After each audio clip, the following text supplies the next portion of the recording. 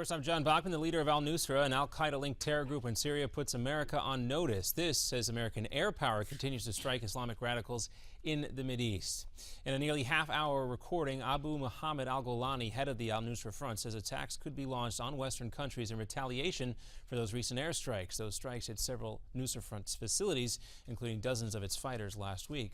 And former New York Governor George Pataki says the risk of terrorism now is at its highest level since 9/11.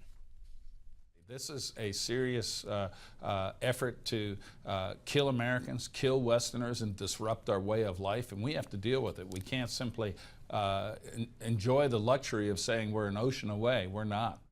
Pataki was governor at the time of the attacks on the World Trade Center in 2001. U.S.-led operations continue, of course, to target ISIS militants in Syria from the air, but sources inside Syria say a grain silo was hit during those last round of airstrikes. Also, a gas plant was targeted, but that strike apparently missed.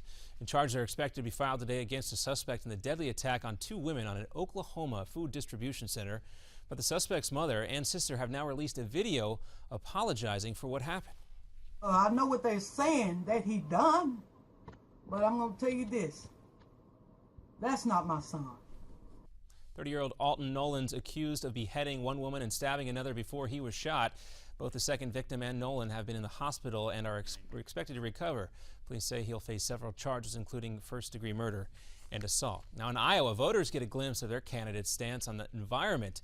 During their first U.S. Senate debate, Democratic Congressman Bruce Braley went after State Senator Joni Ernst about her backers, and then she followed suit.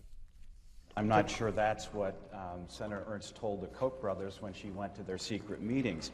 She said that she was philosophically opposed to the renewable fuel standard, and in a perfect world it wouldn't exist. You are being funded by Tom Steyer, who is a California billionaire extreme environmentalist.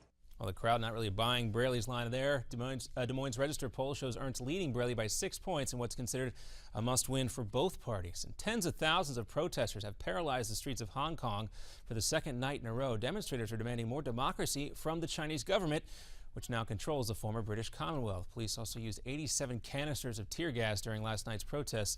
The crowd says it won't stop until their freedom demands are met. And in Japan, the death toll continues to rise after a fatal volcano eruption over the weekend.